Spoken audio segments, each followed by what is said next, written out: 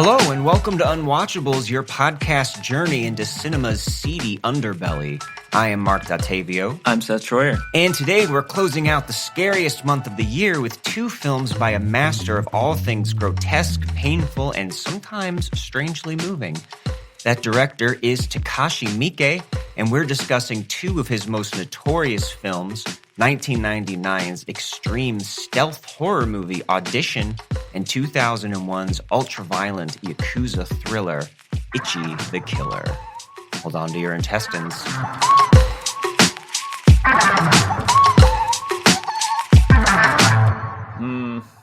Or should I hang on? Or should I have said? All right. Kitty, kitty, kitty. What do you want to have said? Something about itching. I'll make you say that in post. Whatever Tony wants to edit it to be. Itch your butts now. Okay, we'll go with that one. Yeah. All right, this is our special semi-Halloween episode, and I want to start right off the bat by welcoming back our first return guest from all the way back in our Salò episode, number 3. Our very first guest, in fact. You knew them as govnaim at the time. We know them as K, but we'll see if they want us to leave that in or not. So just stay... Don't look them up. This is not a solicitation, but finally depending they are on how it all comfortable goes, enough they to might reveal a little bit more. As a matter of fact, we can see you now. So hello. Hello. Good to be here and happy to be your first returning guest. Yeah, this is a big occasion. And Night of the Living Dead. I think that this was a big, this is one that we needed you for. Especially since you're a super fan of one of these movies. Or am I overstating that? Thank you. I wouldn't say so. I don't know how many people proclaim themselves to be a super fan of extreme gore horror of the Japanese variety, but I'll take that seat today. Well, yeah, I love that because last time when we met, you were discussing how you were at least a super fan of 120 Days of Sodom. And you walked it back a little bit. It seemed like you were apologizing a little bit. You grew up in a certain direction away from it. Yeah, I so get bolder by I'm curious the day. about where you'll land this time. I get bolder by the day, so I'm willing to consider myself a super fan, but who knows? Maybe I'd unwatch it. We'll see. We will see it. I heard that for one Halloween, you went as a character from Ichi the Killer. Is that correct? Gossip. Yes. All right. Last year for Halloween, I went as Kakihara, who I think people commonly mistake for the first chunk of the movie as Ichi. He is not. He just is the most visually exciting character, I think. And so I didn't have a Halloween costume. I don't normally dress up, but I happen to have a flamboyant wardrobe. So I was able to pull together in my mind, a convincing Kakihara out of clothes I had. Yeah, I think that would be a lot more recognizable than the actual Ichi from that movie, but we're getting ahead of ourselves. Because I want to be a Sami this year. That'd be a cute little outfit. Yeah, that would be cool, actually. That would be a cool joint costume where you could be a Sami and I don't have a bunch of needles sticking out of my chest. And Tony could be my ex-boyfriend in a sack with no legs who makes like guttural lion noises. Man, we didn't get 5 minutes in. We've already spoiled Audition. Oops. Well, that's why we have Tony. Yeah. Tied in a sack and editing at all times with no feet so he can't get away and do anything else. I'll make it so we don't spoil Audition until 10 minutes in. Don't worry. All right. So, yeah, before we get to Audition, really the man who ties both these movies together is Takashi Miike, who definitely is worthy of his own Unwatchables episode, especially since he has to date made over 100 films, including direct-to-video, TV movies, theatrically released films. He's done other work in TV. And he might be one of the hardest working perverts in showbiz. That since 1991, he's made at least 2 movies a year every year, and as many as 8 in a single year. And so nobody just churns them out like he does. So I have only seen a very, very small fraction of his entire filmography, as probably most people have. That's wild. Yeah. And I think part of that, him being so prolific, is because he came from this V cinema, which is basically the term that they use for direct to video in Japan, that in the early 90s really exploded. And so he does still frequently make a lot of these direct to video movies. Of course, now they would be direct to DVD or direct to streaming. But they were very cheap to make. They would always recoup their investments. And most significantly for Miike probably is the creative freedom they gave him to be as gross and disgusting and depraved and violent and just unfit for society as he wanted to, because the censorship was much less strict under those conditions. So I was reading a little bit about this whole V cinema industry that churned out some notable directors like Kiyoshi Kurosawa, who would do Cure and Pulse. Pulse is another one of my favorite horror movies, as well as Hideo Nakata, who made the original Ring that was remade into The Ring for American audiences, as well as Dark Water. So we got J-horror, yakuza films that kind of go back to this particular way of releasing films in Japan. And that's just kind of a roundabout way of saying that's, I guess, why Miike is able to make several movies every year and why it was so expected when all of a sudden a movie like Audition just came out of nowhere. Because he wasn't previously known for horror, and he's done many genres since then, all soaked in blood and perversion. But if we go to Audition, that's generally the first movie that people have seen by him. So I was wondering if you guys, outside of these 2 movies, are familiar at all with any of his other films. Yes, and I made notes. All right. Mm-hmm. I just knew of Ichi the Killer, but I'd only just seen it this time. I had never seen any of his other movies.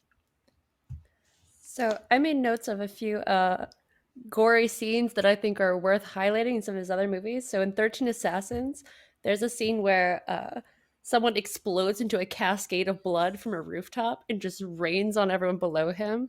I think that's a notable moment. There's a moment in, I think it's Dead or Alive, where a man is shot through the stomach, and he had recently eaten noodles and they blow out of his stomach and hit everyone. So some very notable movement and gore throughout his movies.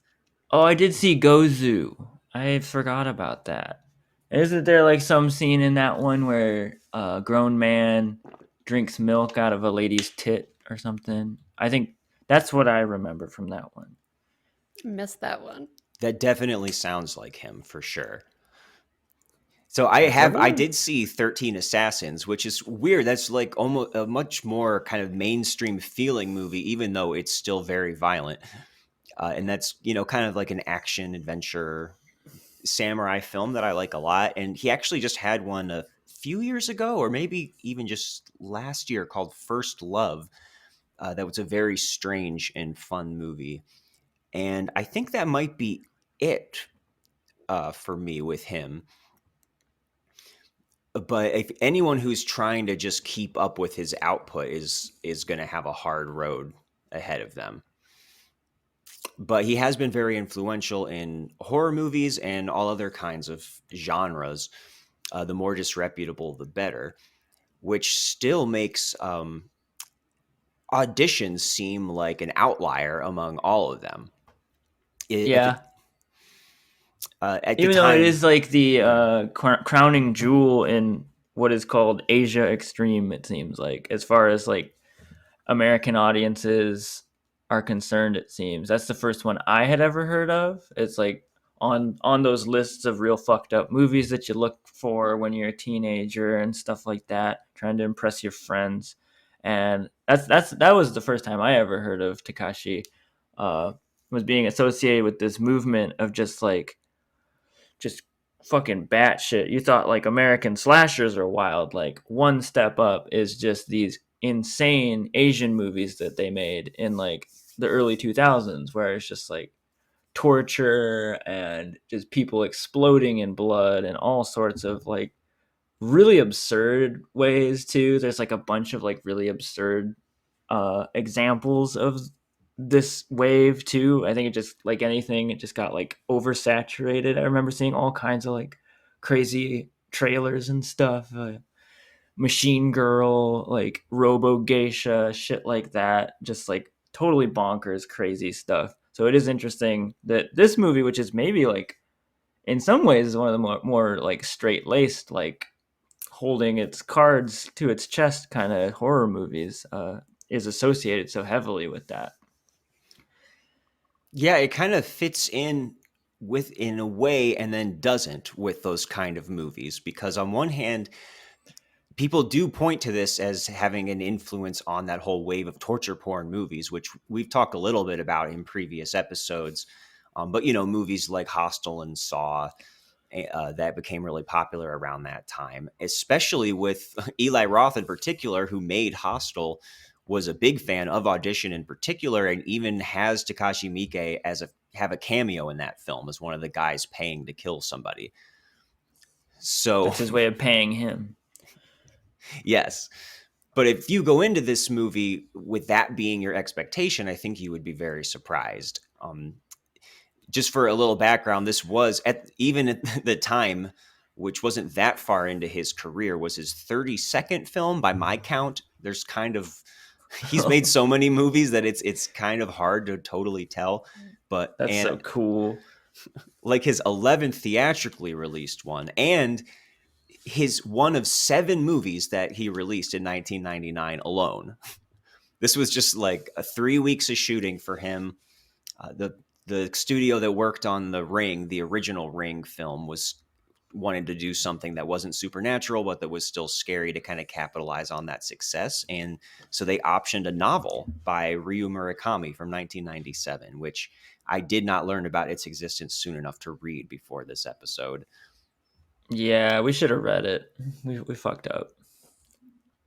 Yeah, you haven't read it, have you, Kay?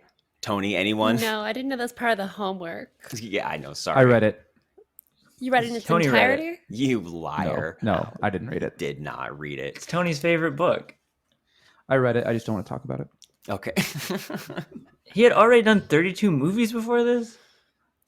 That's yeah. so well, 31. fucking crazy. And 7 in this year. If you throw a bunch of severed feet, one of them's gonna hit the sliding glass door. That's all I gotta say. And this one did for me. Spoiler, it really did. Yeah, and that's the first thing I want to ask both of you guys is what your first viewing of this movie was like, because this is a really tough one that if you know this movie and you are generous enough to have a friend that you can sit down and show it to them who's never heard of it, doesn't even know what kind of movie it is, that is the ideal way to watch this film for me.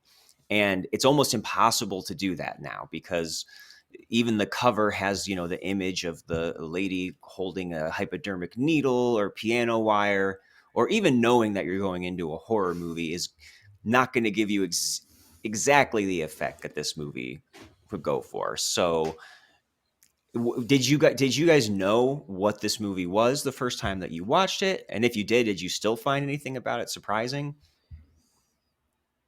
I didn't know much. So, excuse me. So this is like often billed as a movie that is fucked up. And that's something that people love to share about. Like that is it's selling point for a lot of people. But the first at least half hour of the movie doesn't lead into that very much. It's more like a terrible romance movie of someone getting scammed or tricked into dating.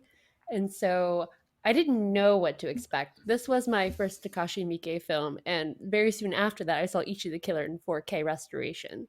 So I saw them in succession. Good for me. I think in that way, I didn't see the cover first. I just knew it was going to be fucked up, but I didn't know in what way. So luckily, I would say I think I had sort of a pure experience. I got the full brunt of shock. Yeah, it's pretty hard to escape the idea that you're going into this movie called Audition uh, with it's hard to escape it without that sort of pre-existing knowledge because it is just so notorious. And if you are finding out about it here in the US, it probably is because of some, like for me, it's just like your friend who is just looking for the most fucked up movies, or you see some YouTube countdown list or some shit. uh but regardless, I think it really holds up, and the experience still holds up really well to that aspect because of the way it's set up, because of it being so um, meticulous with the way it unspools. Because you can just go into this. I'm sure there's just so many like teenage boys who grab this thing and run home, and then like 30 minutes in, there's like, this not even what is this shit, a romantic comedy, like especially once it gets to like the actual audition in the middle, you have to be kind of really watching for little subtle things throughout the like basically the first hour or so, that would actually give you any indicator as to like, okay, there's something wrong here, but you don't really know that it's going to go as wrong as it does.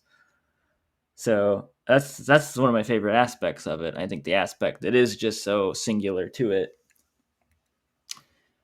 Yeah, and I'm a particular fan of these kind of gear shift movies, which is a term I did not come up with, but it's been rattling in my head. Maybe I heard it somewhere, like on the AV Club or something. But basically, a film like Psycho, where there's a radical shift midway through that changes the direction of the whole movie or even the characters. And this one essentially changes genres.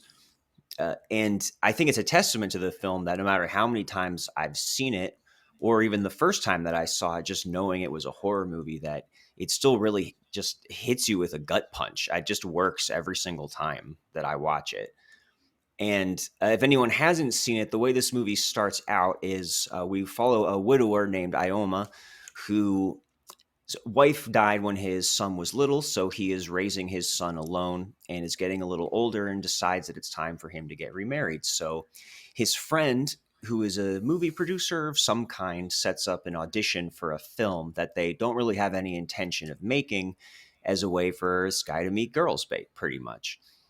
And him, making that decision, going through the process, and then eventually meeting this lonely 24-year-old woman named Asami is the first more or less 50 or so minutes of this movie. And it's I always find myself getting absorbed just in this part, that this is a pretty quiet, low-key, observant, romantic drama. It's kind of melancholy, but there is a light touch to it, especially the audition scene itself that you alluded to, Seth, that is kind It's of a funny little funny. montage. Yeah, it's a Yeah. montage. There's like funny music playing that's like do do do do do do do do do. And so before it even gets to any of that stuff, I mean, how do you find this K, like as a drama? Does it seem like biding time for you, or do you think that this stands on its own in that sense? In retrospect, I see that the movie is divided in the first part is mostly about Ayama and his world, his want to find a wife that is he specifically notes that he's looking for a young woman who has some sort of performance background, who's trained in something because it keeps the mind busy, and someone who has a specific talent of whatever the variety comes about. But he finds this to be important, a trained young woman. And the second half of the movie is not as much about Ayama's world, it's about Asami's world and her background. And so I think that's the heavy vibe shift, is by the time her world and mystery of her world begins to creep in, the romantic drama subsides. There is not much in the way of traditional romance built into her world at all. Um, and so his world is much more sterile and clean. Even the environments they live in are sort of a night and day. So I think the way the movie is separated and the way it feels too is part of Takashi Miike's style. This is found in some of his other movies like Dead or Alive. But overall, I think it illuminates the difference between the two characters, who are the main characters. So they're background characters, but they are never a big influence in the story, their personality or their wants or needs. It is mostly just about these two. And often they meet in a way that doesn't intersect with other people. They are secluded when they're together, even if they're in public. Very dramatic, I would agree. Yeah, and I would add that I think maybe some of the mistake with this movie, because it is very easy to throw genres at it, and it being this switcheroo, like it starts out a romantic movie and then it becomes a horror movie, which I would say it does neither very traditionally. Doesn't really fit into any of those boxes very snugly. To me, this first half is just really interesting, especially in retrospect. Like, this is a movie that just gets better and better and better every time you watch it, because you're always like backtracking. You're always trying to figure out how the hell we got here, like, and how are we like starting here and going to get where I know we're going to get. Which even the editing of the movie does this, like sometimes like fast forwarding, going back in time, as if the movie itself is trying to grapple with that too. Because that is like sort of what it feels like it's meditating on, like almost destiny or something. It feels like it's so the tone is so pregnant. It's so it's moving towards something, and you don't know what. And it is like this complicated thing. It's more than just like a big scary scene at the end. It is like this culmination of so many things. I love the beginning being so much about love. And so many just little conversations that it's mostly men talking about love, which is interesting in the first half, which Kay touched on, that it is very much about the men having their expectations, and then in the end we get a window into at least this movie's version of the feminine. But even at the beginning, I like the little point where the father and his son are fishing, and there's even just like silly talk of like catching the big fish. I'm waiting for the big fish, a fish in the sea, like one of the oldest like silly metaphors for love there is. But in hindsight, it has like this really intense, like there's waves crashing everywhere. It feels like they're dealing with forces that are beyond their like understanding, like it's like dangerous out there or something, but they're like making light of it and they don't even see. I don't know. There was something really interesting about that scene this time around for me. Yeah, there's this really sweet relationship between him and his son that I think helps him be sympathetic. And even his son is kind of starting his own little burgeoning first romance in a parallel to this, even though we see very little of it. And I think that's the thing about this first part of the movie, is that when you describe it and it does kind of fit into this trajectory, we have him doing something that is unethical, and we see how even the audition itself is kind of a symbol of just the power that Ioma has over Asami, women like Asami, or women in general. And all that stuff is definitely here kind of under the surface. So even though I think these are both deeply sympathetic characters, they're both really products of their culture. And you can see that Ioma himself is like the beneficiary of these, class roles, gender roles, the power that men have over women. And I think that the movie is really attuned to all of those different things. But this doesn't necessarily split down into, all right, we have this guy getting his comeuppance in the second half. That even though something unfair is happening here, it's all kind of kept underneath a bit. So, and it's all there. It's just suggested that, he makes the decision to remarry before he's ever even met anybody. Like, this is his right to. And there's even an allusion to an arranged marriage being still an option for him at that point if he wanted. And he has this whole checklist of preferences, like Kay was saying, about this being a trained woman and everything. Yet at the same time, he is drawn to what she writes in her essay. So he kind of has her picked out even before the audition starts. And he actually relates to how she has dealt with loss and accepting that loss. So these just feel like really three-dimensional characters to me, even though what he is doing is wrong.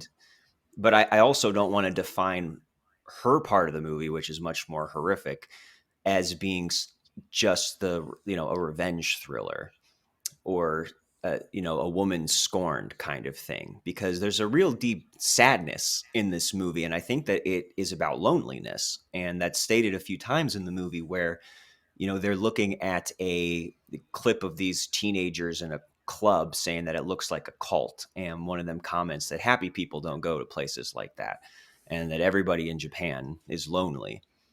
And I think you see that, even in their first, that kind of sex scene that they have together is not played as something that's even romantic or titillating. It's actually very tender and kind of about vulnerability, and her showing him these scars on her and saying that she wants him to know everything about her. So stuff like that just makes this like a really multifaceted kind of love story, kind of drama. And then of course, then she kind of disappears after that moment. And that's where things start to get really fucked up. I like to note that, and I noticed this more so in this viewing, that when he's talking to his producer friend, his producer friend notes that the woman he picked would never be the woman who's cast for the role, even if they made the production, because a trained woman or a more docile woman is a happy Japanese woman. And the person who would go on to play this role would be someone that is not fitting of that. Someone who is a career actress is not happy like the woman he is looking for. And so they have all these preconceived notions about what this woman will be and typecasting her into a role in his life. And I don't think we discussed exactly how she shows up in this film. She's, up until the very end, always wearing white. She does wear some colorful overcoats, but she appears very pure in like pure white, long, like shapeless frocks. She usually has her hair down and covered. A lot of her, she even sits sheepishly a lot of times, or with an exacting posture that looks sort of unnatural and unhuman. And so we don't know anything about her personality other than what she wrote in her essay, was that she was passionate about ballet until she had an injury to her leg, which, losing ballet in her life, was akin to reconciling with death. And that's what caught his eye, reflecting on the death of his wife. But it didn't speak anything more about her or her background. All we knew is that this young woman is docile, she is trained, and she has some sort of mysterious depth. No one's concerned about what that depth is, to his own demise. But I think that all of the most important characteristics, how she shows up in the first half of the movie, or even more than first half of the movie, is very blank. She's very much a canvas of his own desires. Oh man, and if I'm not mistaken, it's during the reading of that letter that there is like this really interesting use of editing there, where I think he's reading that note about how she's like come to terms with death through this experience, and it's maybe like the first scene of that looks like a horror film maybe at this point in the movie, where they cut to a scene of his wife just like very briefly upright in bed, like looking like just glaring at the camera, and then it just cuts back. And it's just very, very haunting moment. And again, like the first just little speed bump, and then it's gone, which is a great subtle use uh, of the medium there. I love it. Yeah, and there are hints kind of early on. When they first learn about her, they learn that she had an agent who disappeared that they can't get a hold of, which she does explain. And I think maybe the biggest thing is, it's like 43 minutes in. I tried to pay attention when he's encouraged by his friend to not call her for a little bit, just because I don't know if it's some kind of a test or something, which is another thing that seems a little bit unnecessarily cruel. But we do have a Yeah. shot of her just sitting there with the ambient noise, just waiting for that phone, and you kind of know something is off there. And that's the big moment. Yeah. Yeah. I wish that moment hadn't been spoiled for me. That's a moment I saw in like some sort of countdown or something. But I am curious maybe like how it was for you guys, but that is just so intense. I can only imagine like going into this blind and being like, that is your moment where you finally are like, oh shit. Oh, she's just been sitting there for like days, like waiting by the phone. And This just to is not clarify, okay. It's 5 minutes later that we get another shot when he finally does call her, and this bag that's been sitting by the phone suddenly just rolls around and hits the wall. And I do remember the first time that I watched this movie, that scared the shit out of me. Like, I jumped out of the couch. Yeah, that's kind of the point where, you know, like, things are about to get really scary, even though it starts drawing out this mystery first before stuff gets really horrific. It's one of the first full glimpses into her life where we can see where she lives. The paper on her door is torn in such a juxtaposition from his very curated home where she lives in a decaying place, or a place that looks painful and dingy. And so the still shots of her with her hair covering her face sitting by the phone, the bag is completely still and it's full of secrets of some sort.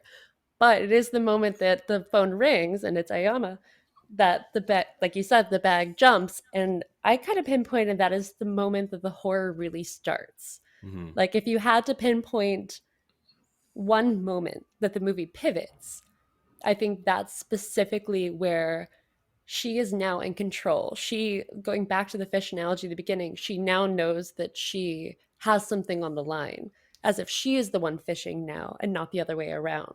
She smiles.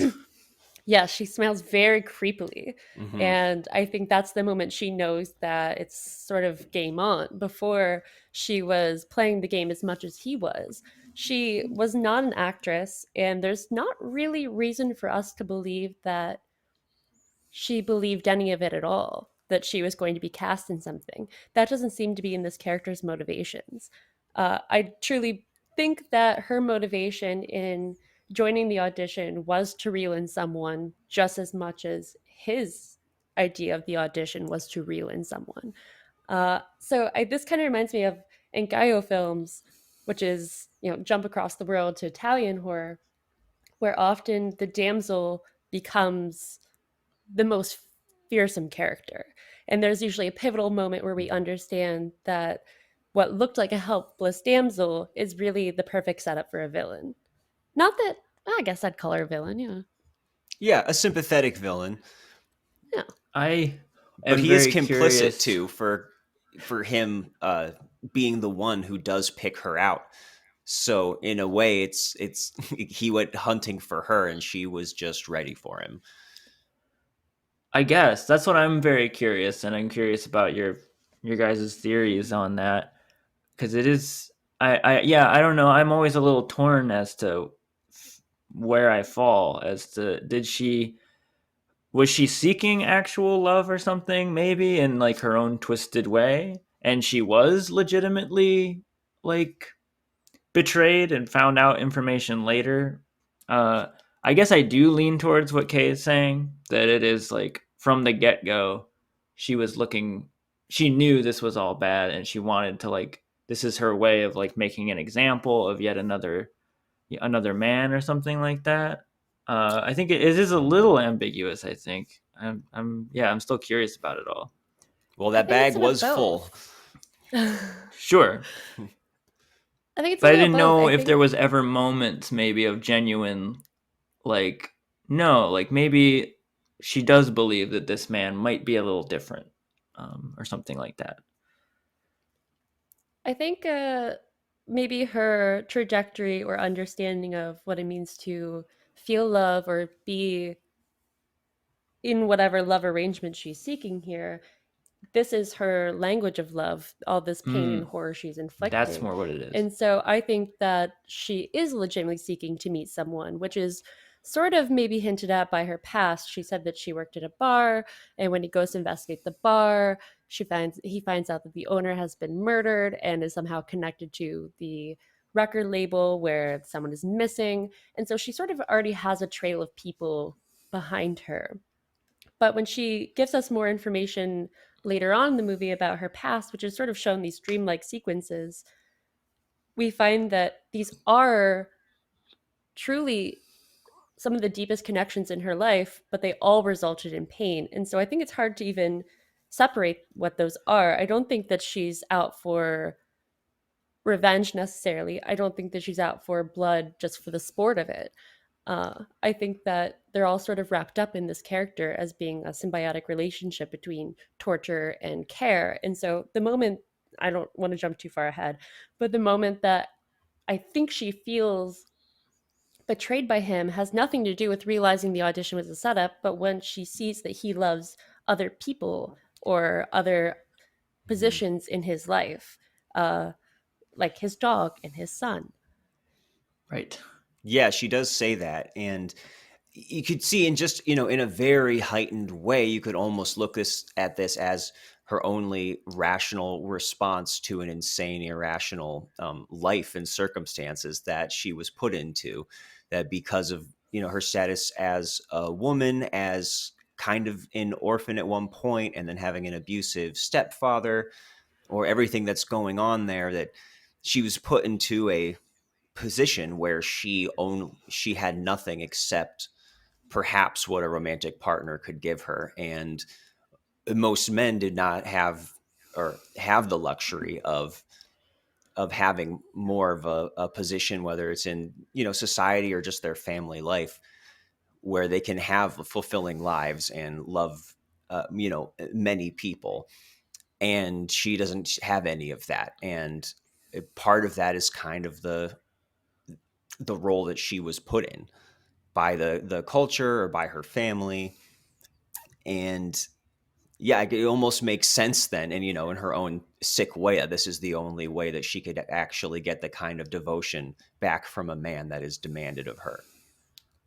Yeah, we keep on going back to like it making a certain kind of sense. Or Kay saying that it's love, a certain kind of love language that she has, but it's it to us on the outside, it's rather unknowable. But I think it could almost be construed as just like her following a certain trajectory that makes sense to her towards a sort of like intimacy, like not or like even that like big huge scene at the end that we do work towards like could be seen as this like giving of herself fully, because she's like not like the whole thing she keeps on saying, like her mantra is like, I want to be just with you and I want you to know everything about me.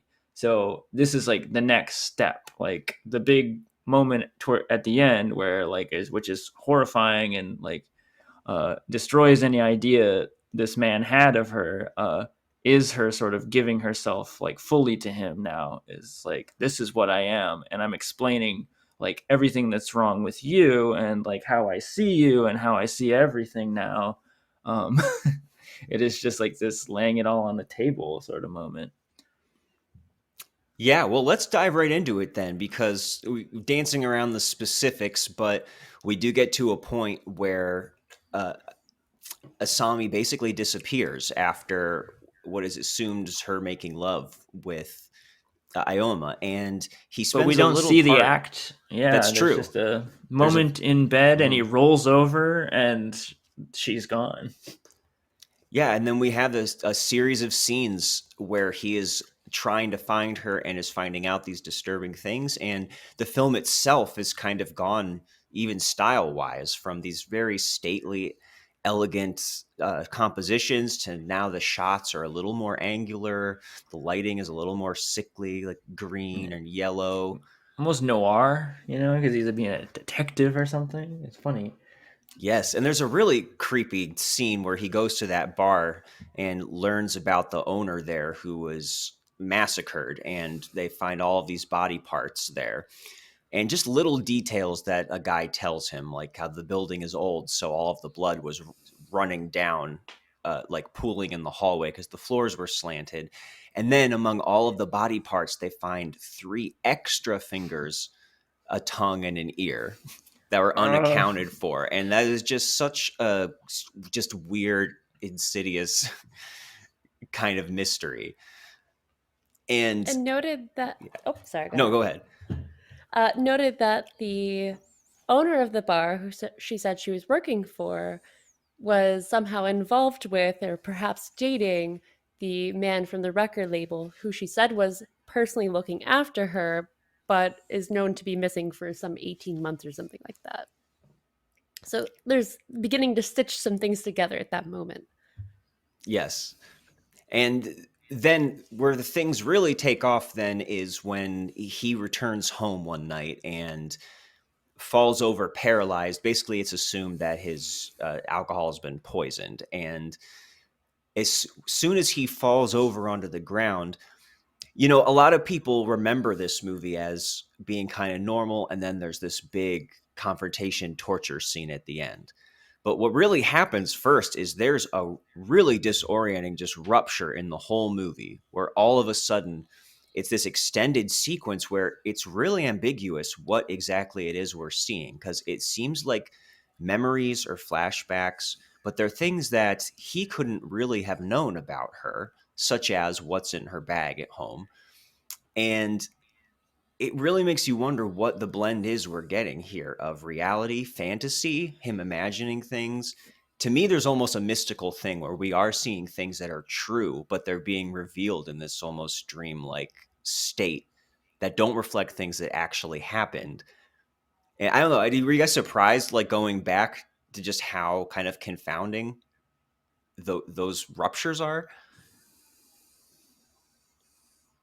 Yes, but it seems like so much of her world is not communicated to him clearly through words.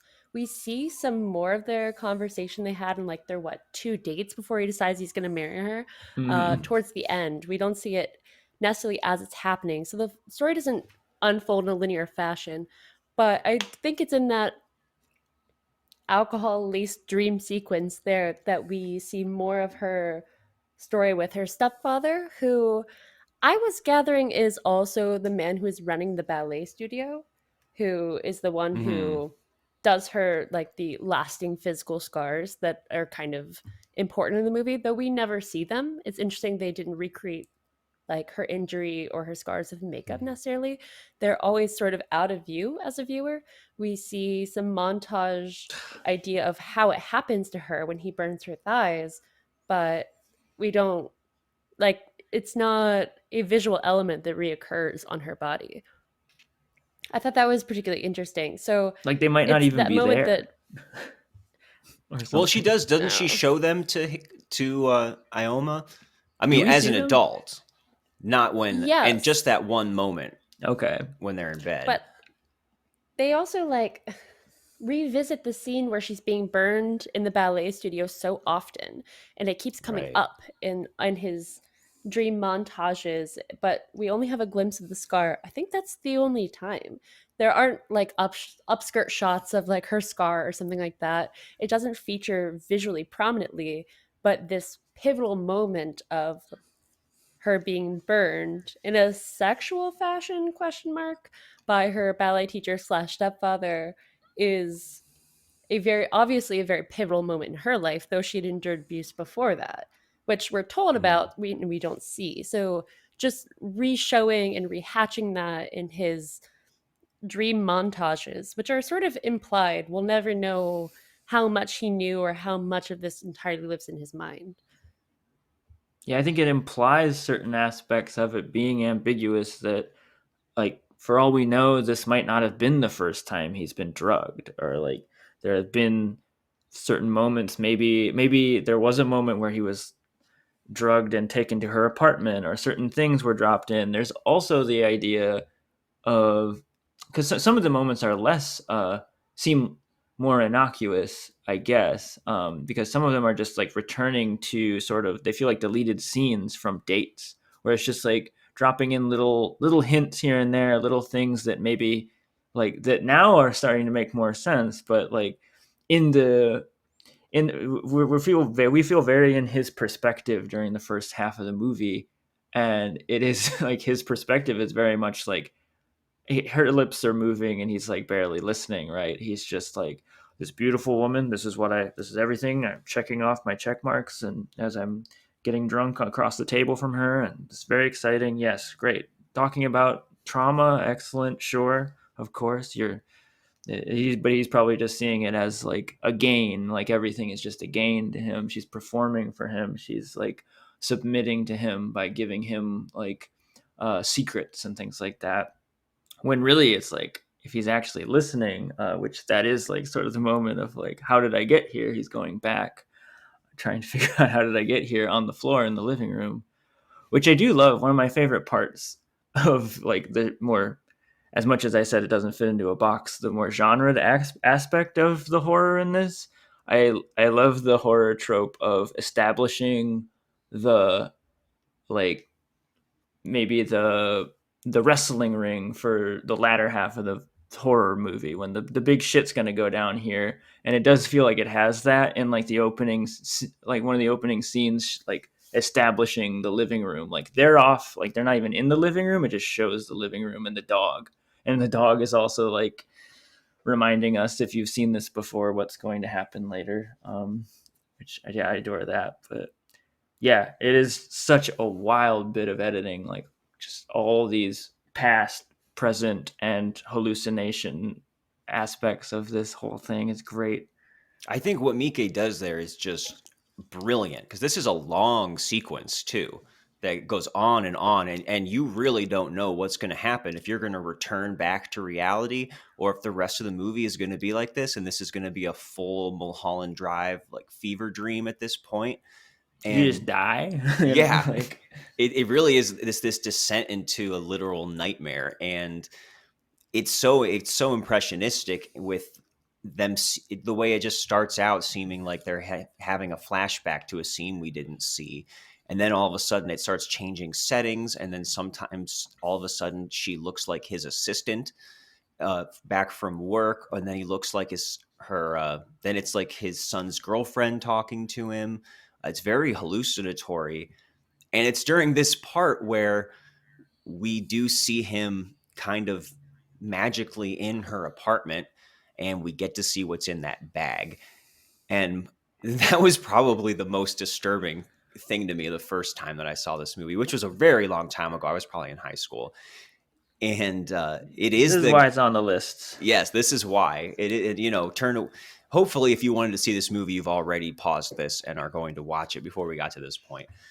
But it is assumed to be this record producer who is acting as her agent, and he is missing 3 fingers and a tongue and an ear and his feet.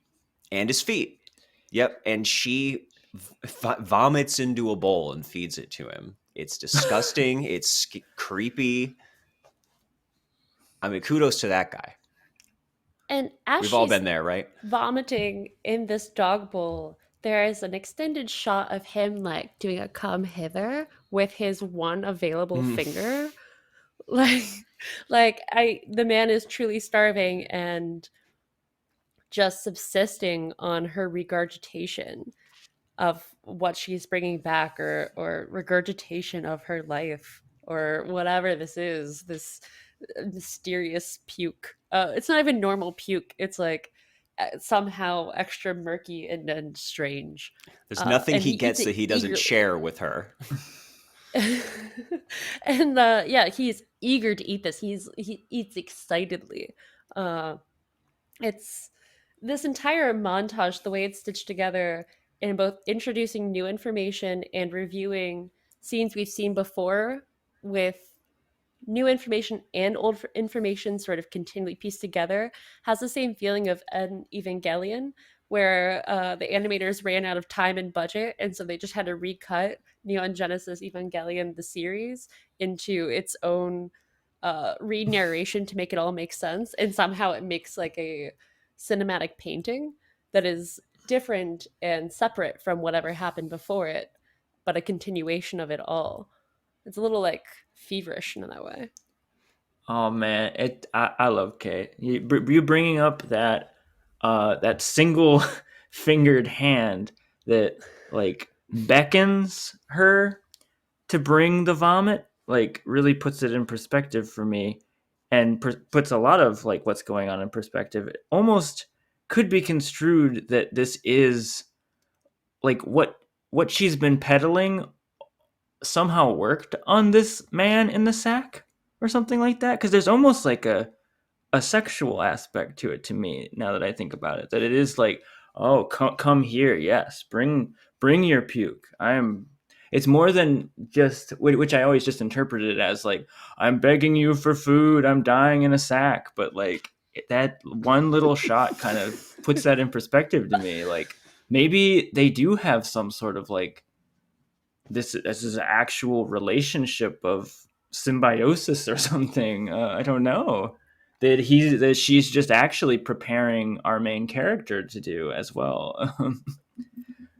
I think her feminine wiles sort of carry through all points and shifts of this movie, no matter if it's towards the big scene, how she goes about setting up her station, or at the very end when she speaks, though something horrific has happened and now she is very much looking like the villain, she has this feminine grace that carries through, and it was still like this type of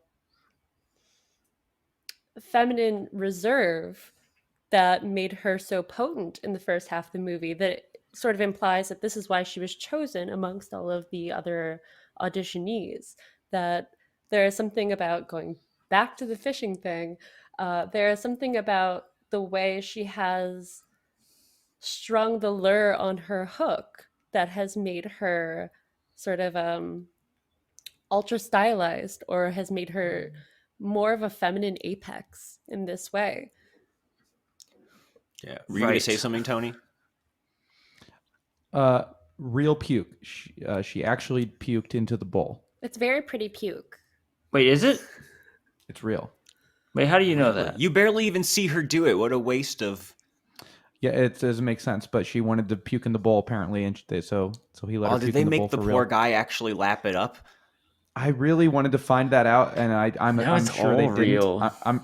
I'm sure that guy was like, yeah, she can do the whole method thing. I'm just gonna eat some like, cornstarchy slop. Thanks, but it sounds like a bigger I like to maintain jump on his part. that she did such a good job that he just wanted to actually eat her puke. I'm gonna stick with my suspension of disbelief on that one.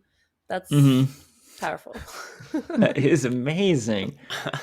And I don't mean to get on a tangent, but yeah, that fish scene. Kay brought up the fish scene again, and used the word apex, which there is an interesting quote from the father's son, who is like really into science, really into dinosaurs specifically, which I love that detail about him.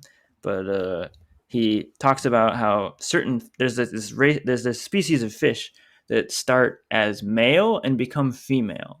Like there's like that like and I'm just always like trying to wonder like what is that doing? What do I do with that information in the context of this film? And I guess there is just so much to think about like how like male versus female in this movie, of like her being some sort of like, I don't know, some sort of like next evolution or something, or like the ultimate feminine or something like that. Again, like going back to some sort of logic we can't comprehend, her being something we can't quite comprehend or something. I don't know. I don't know what to think about it. I like how all that stuff is just kind of in the air the whole time without everything necessarily having a clear fine point on it that you can, or lines that you can draw between everything. And I think as the movie goes, it leaves more and more things up to interpretation as you go. So that even if you want to look at this as something that's saying something about gender and class in Japan around that time, it doesn't hit you over the head with it. It just, but it acknowledges the stuff that is very real. It lets that inform everything. Yeah, it's all of it and like none of it. It's like all too easy. Like all these things are too easy to be the answer. Yeah, this is not just like Fatal Attraction. To draw that out a little bit more, the son's quote, I think he says that the fish is male or female according to its environment or need, what it Mm. needs to be. And I think that that's what's maybe how it's linked to her character is she's deploying all these feminine wiles in a way that suits her need is kind of a stretch. Does she need to do the things she's doing? Perhaps, maybe, this is her sense of human connection relation. But that these things go hand in hand, and the way they're strewn together is that you are able to flip from maybe one extreme to the other in order to have some form of survival or continuance. And if you could not embody both, there would not be a means for survival. So if she was always so docile and such a trainable woman as she's billed in the first part of the movie, once we learn more about her life, she would have never survived. It was her like taking blood or taking vengeance in some way that allowed her to survive. It's probably gone past that. I don't think that Ayama was necessarily threatening her life, though he did pull a dirty trick on her by attempting to court her in the way he did. I think that overall, yeah, I think this pulls on the idea that she is this person because this is what she was trained to be by life. This is what she needed to become. And it turns Oh. out she is well trained in something, which we find Absolutely. out when he comes to. And that's kind of where we get our bearings again right away. That we are back in that living room. He's still paralyzed on the ground. She is still there, and he is helpless. And for all of the abstraction that we just got through, now what we get is a very starkly detailed, unflinching, especially in contrast to what we just saw, no escape torture session, where she says things about pain being the only thing that is real and that words are lies. And It's truth. she does this in this just prolonged sequence, which is, this is what everybody thinks of when it comes down to this movie, which is, her laying him down and describing that she's given him some kind of agent that is going to heighten his sensitivity and his nerves, but completely paralyze him. And then she goes about, she sticks this needle into his tongue. She puts these kind of acupuncture looking needles deep into his stomach and under his eyeballs. And that's where we get her, going. I think the translation is deeper, deeper. Kitty, kitty, kitty, kitty, kitty. Which my cats love to hear that, but yeah. And it is really hard to watch. I've seen this movie so many times, and I've, because it's so much, it is about his suffering that you're just imagining these needles going deeper into his stomach and that he's feeling this and can't get away. And it's brutal. And every time when she is done and she leans forward over him and just kneels on top of the needles, every time that gets me like, oh. What I will say, I keep on thinking, man, I wish I would have read the book, especially when we're talking about all this like layers of subtext and interpretation. But I read a little bit about like what the differences between the book and the movie are.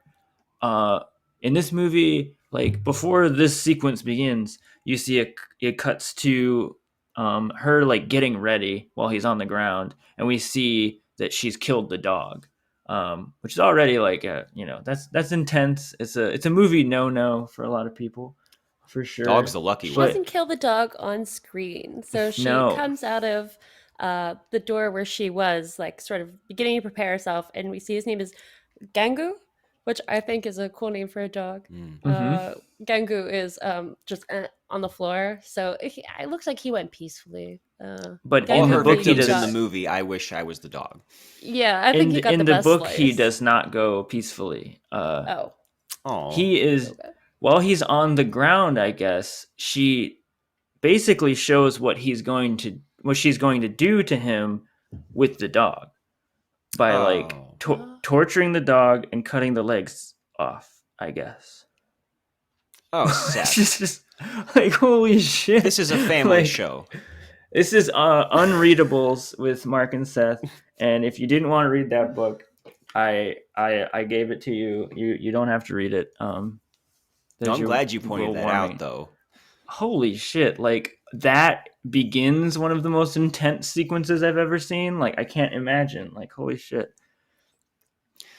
Yeah, and that is what she does. Is she moves onto this piano wire and slowly saws one foot completely off, and just With like glee. Seth said, yeah, throws it against the screen door, leaves a big splat of blood, and moves right onto the next foot. And So that is like the yeah, happiest she looks in the movie. As she's oh yeah, sawing away, that is like she has an orgasmic face. She is delighting.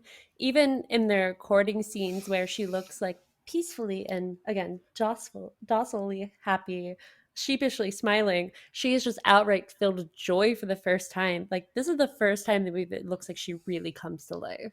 Oh, she can't get her hands on the next foot fast enough. yeah, and she starts at it too. And then there's the moment where the son comes home and he's helpless to warn him. And that's always another moment that gets me too. Like, oh no, this would be so horrible if she moves on to his sweet little son now. And that's at the moment where we get the second, or maybe it's the third kind of break from reality, where he seems to be for a moment waking up from a nightmare in the middle of the night with the Sami by his side. But right before she left, right before she Yes. disappeared. Yeah. And it's kind of a little tender moment between them, I think, where she's saying that she accepts his proposal, if I remember that correctly. And Miike gives it a little room to breathe in this sequence, almost to the point where you would think, wow, was this all really just an insane nightmare? It's all a dream. Yay. Like at this point, it really feels like anything could happen. And because he does let that go on for a little bit, and then we are back into that horrible, horrible reality. So it's like another little fake out there. Turn a little pepper spray. Yeah, and Yes. go ahead.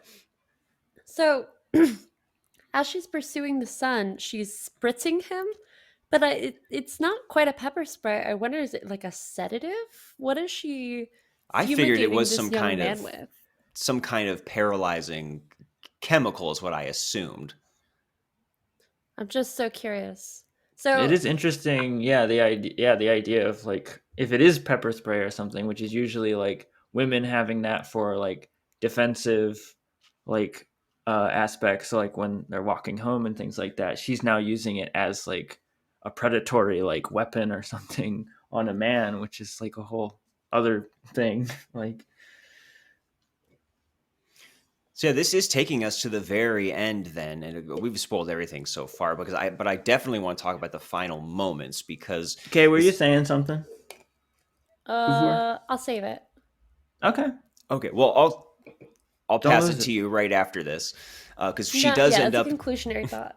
she does end up getting incapacitated by the sun, and there's a strange shot, which is another thing I kind of always forget about until I watch the movie, where she's lying on the ground at the bottom of the stairs, and there's this little thing that moves inside her neck, almost like there's a creature in there or something supernatural going on.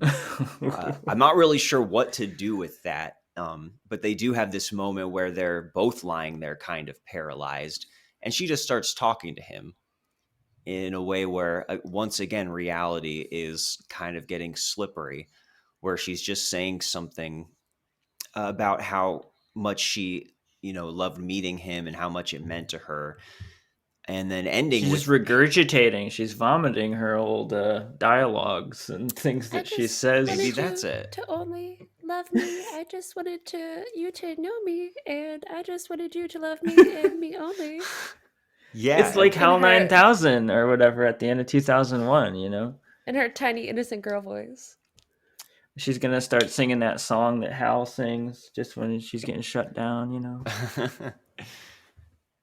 yeah, and it ends with this moment of kind of calm and peace with, I think, is it a flashback or something, with him just basically telling her that you'll find life is wonderful and that moving forward is what makes it special. Odd place to to land after all of this, but strangely affecting, partly because of how inexplicable it is and just because of everything that we've seen. And that's kind of the magic of this movie in a nutshell for me. They almost seem to have like had their moment at the end of this. Like, yeah, Yeah. they are like both like lying next to each other, like hands outstretched almost, like trying almost like, yeah. And their eyes are locked. It is like their moment. I don't know. It's It is strangely weirdly moving. emotional. Yeah, there was something Yeah. kind of moving about it to me. And the son calls 911, and I think by the pulsating in her neck, we're supposed to assume that her neck is broken because he kicked her down the stairs. And that's where we see her all sprawled out and beating. And on the 911 call, or emergency services call, it's probably not 911 Japan, you know what I'm saying? Uh, details that his father's perhaps bleeding out. There's like his foot's been severed. So and this is just before their heart-to-heart conversation. So I think from that, maybe we're left to infer that the father will probably survive and she will not, was my guess. I think it's very open to interpretation, but I don't know. I Audition. think my retrospective of their kindly little conversation at the end, even though it is sort of distilted, even after watching a hyper violent scene and it's over the top torture, it's sort of, if you can decompress all of that and take out some of the most over the top parts of it, sort of the story of a breakup. So the entire thing, the entire storyline is a man who is seeking a woman. He has an idea of what she's going to be. And then in the process of getting to know her, he doesn't really want to know her. And people are trying to say, I know some things about this person. And she's trying to tell him more about her. And he simply does not absorb it until there's a period of wanting her and not being able to have access to her. That begins to review what he knows about her, and it blows up in his face in a way that is unavoidable. Her pain now becomes his pain in a way that he cannot escape. He is now going to have to carry this pain the way that she's had to carry pain physically. And so for him, because he is truly the main character, his story gets to go on, though forever changed by her pain. And much like in a breakup, the person who was once the other is just not there anymore. You carry something about them or the lessons from them with you as you move on, but they're just no longer. I don't know. I And haven't even seen that review anywhere, but I'm just gonna say I think the whole movie is just a bad relationship. I think they got a little codependency issue going on.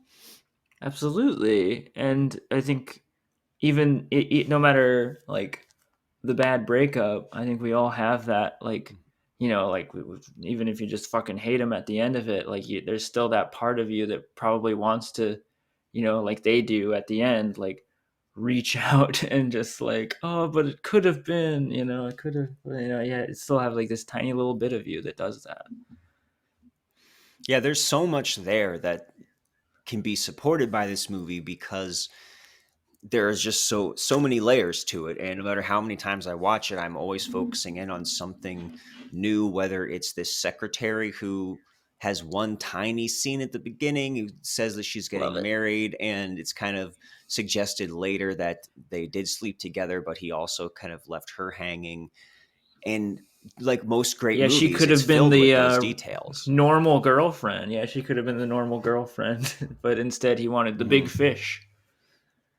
But yeah, it's just really, I think, a movie of these kind of emotions, whether it's horror and revulsion or sadness or loneliness, that you can never really stop finding the things in there. And that's what makes it, it's so effective as a horror movie.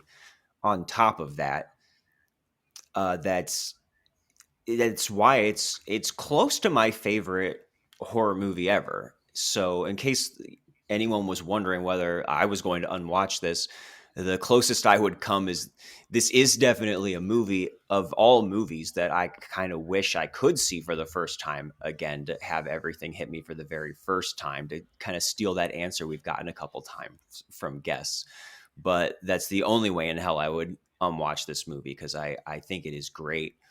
And honestly, to date, this might even be my favorite movie we've talked about on this podcast, if I had to quantify it. So Yeah, probably. that's where I'm coming from. But how about you guys? Okay. I'm gonna say perfect chick flick. Obviously, 10 out of 10 breakup movie. Let she who has not left in the middle of sex because she got weird about her own business cast the first stone. I would not unwatch this movie. I think, not to be too sympathetic to her struggles, but I do think it's funny that when this movie was released, this was Takashi's first theater release, that it was well received in Europe as a showing of a feminine type of pain and a deployment of feminine wiles in a way to express that pain. But its reception in America was very different. Its reception in America was heavily criticized as fetishizing the pain of women, or as another form of torture porn, even if she was the one doing the torturing, that because so little of her personality was expressed, it made her a 2D character. I think that it was done that way on purpose, because that was the role the main character put her in, and she violently broke her way out of it. He's to I would blame. not unwatch this movie. I think maybe showing it to people while you're dating them, I would undo. Looking back at relationships past, maybe I did not have to feature this movie nearing the back 40 of a relationship. But, what's done is done. You never got out the vomit bowl and kind of glanced at him and winked? I don't cook While the often. Here we are. Okay. Yeah, just like you're taking back all your Salò sleepovers. Yes. So yeah, now that I think about it, both movies I've reviewed on this podcast so far, I did mention how fervently I showed it to other people. But maybe that's my favorite part of unwatchable movies, is forcing other people to watch them. So maybe I have a little something in me myself. These are more regrettables for Kay than unwatchables. Shareables. Yes. Yeah, I also love this movie. It's definitely one of my favorite horror movies, and maybe, I don't know if it's so intense and does such a number on me. It's hard for me to say it's one of my favorite movies, but it's one of the best movies, like, in my opinion. I just think it's just an amazing piece of work, and there's nothing like it. I do think I just love that first half in particular. It works on like such an interesting, timeless level of it being this borderline, like, seeming like an old-fashioned fairy tale, right? Where he's like, the king asks for all the eligible maidens of the land to come to him, and pick his bride. But then, the strange thing happens and he learns a lesson. It's almost this kind of fairy tale. But there's also like a more modern thing with that whole thing, where it's like, it feels like Tinder. Like, this movie is like inventing Tinder or something with the whole audition thing, and I'm just swiping. Swipe that foot right off. Be careful who you swipe right on, for sure. Yeah, I might be out there. Careful. Yeah, Kay's out there.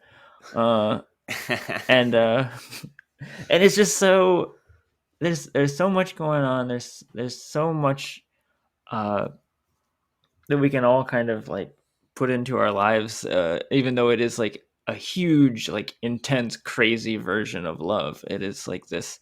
There's a quote in the movie that is, love is a game of survival and endurance, or something like that, which is definitely foretelling this really intense ending that it feels like is going on. That it is like this sort of like, she's expressing love through this like crazy endurance test for him, which I think, in a less torturous way, I think many people, at least I've, in my own like experiences with love, like, there's the highs and there are those like other moments of where it's just like it can be an endurance. It can be about just making it through sometimes. I know I've heard that from couples that have been together for a long time. I don't know if anyone's ever described it as like having your foot sawed off, but I don't know. That's how my parents met. Yeah. Yeah, it's a really sweet story, but every once in a while, mom lets dad out of the bag to tell it. And vomits first, of course. Yeah. So yeah, this movie is so just surprising and sensitive and mysterious that a movie like the next one we're going to talk about, Ichi the Killer. Should I be saying Ichi? Because I heard you say Ichi, and I was saying like Icky or Oh. Itchy, but Ichi probably sounds right, right? I I think think in the it's movie Ichi. they say Ichi. Yeah, I'm just an idiot. So Well, but it's in Japanese in the movie, so it's hard to tell. all right.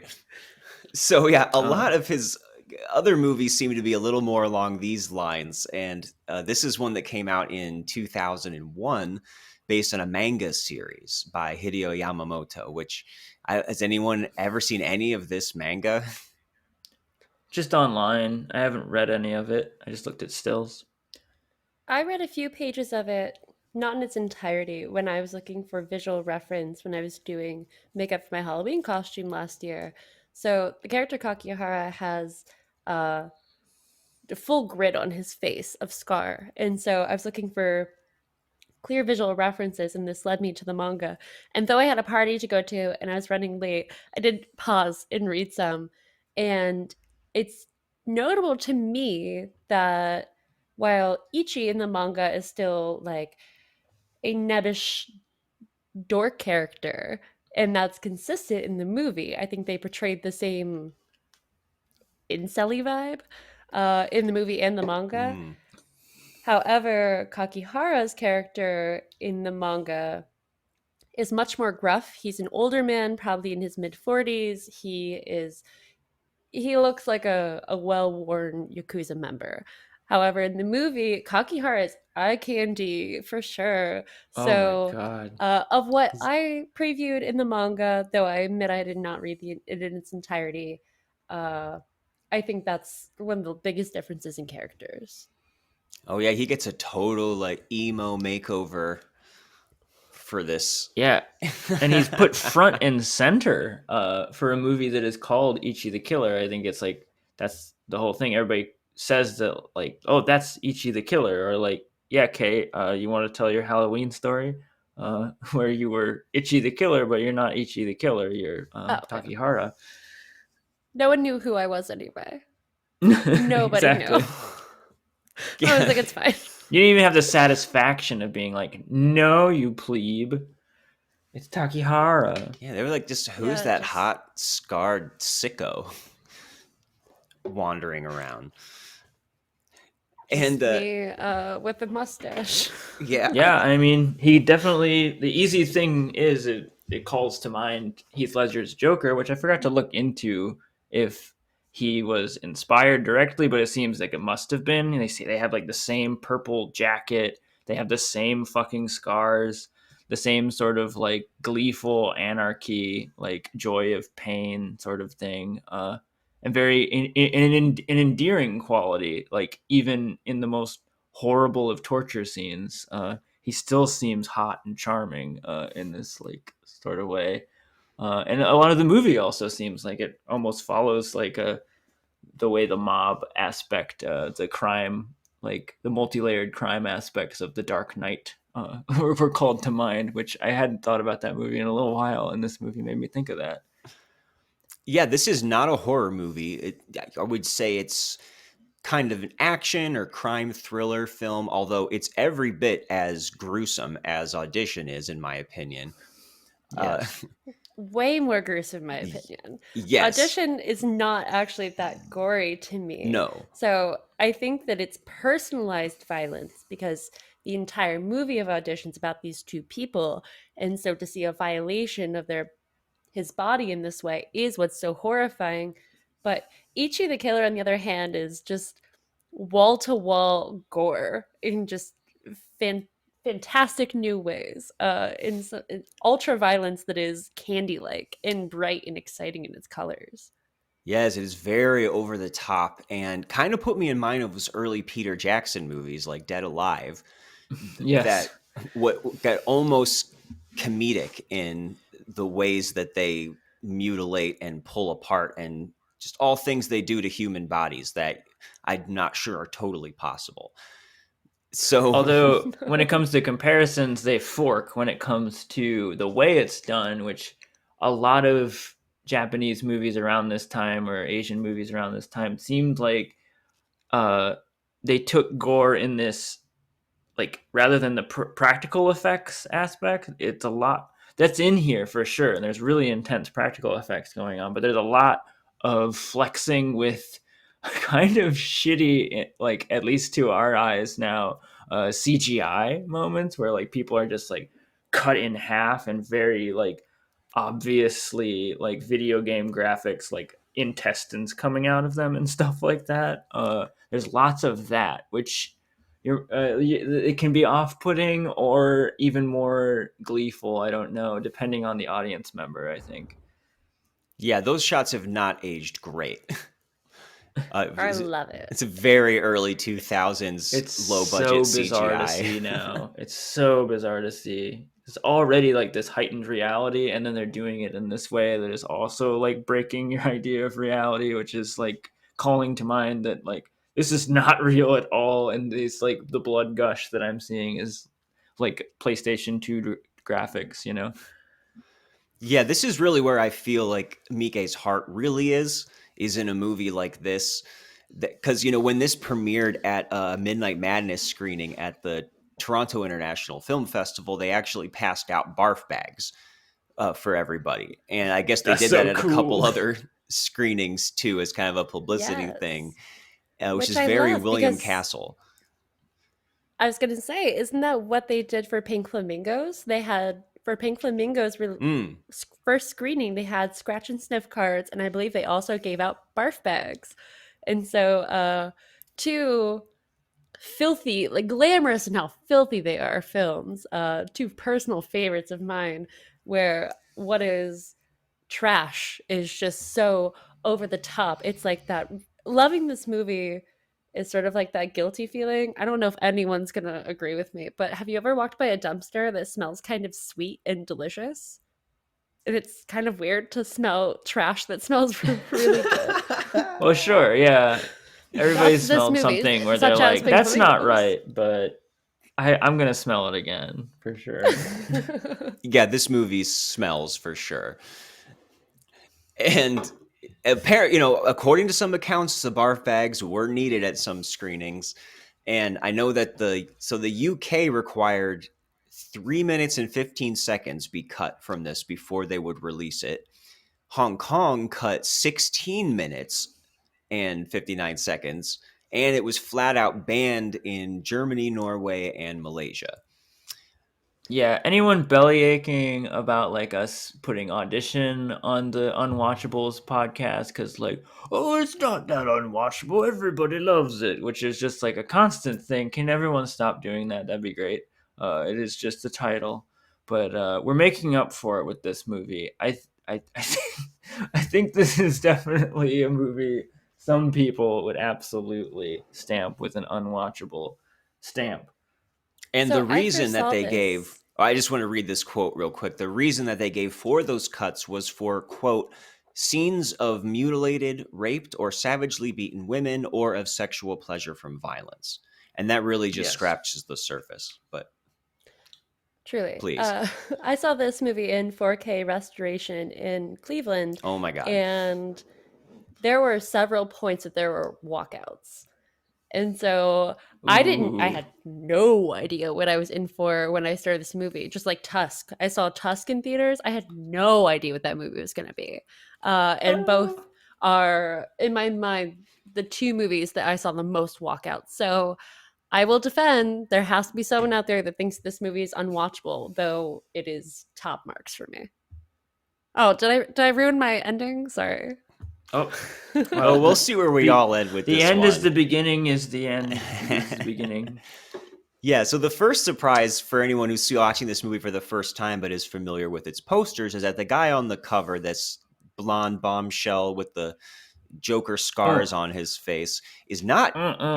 Ichi the Killer. It is Kakihara, who is this sadomasochistic mob enforcer and who is called in to investigate the disappearance and what we later learn is the murder of this mob boss, who he then replaces. And uh, Once the mob Ichi, boss gets exploded into 1,000 pieces. yes, Ichi, it turns out, is the one who killed the mob boss, but he is a different kind of sadomasochist, a little more conflicted than I love these Kakihara dudes is. doing these kind of plot synopses. This brings me back to the John Waters episode a little bit.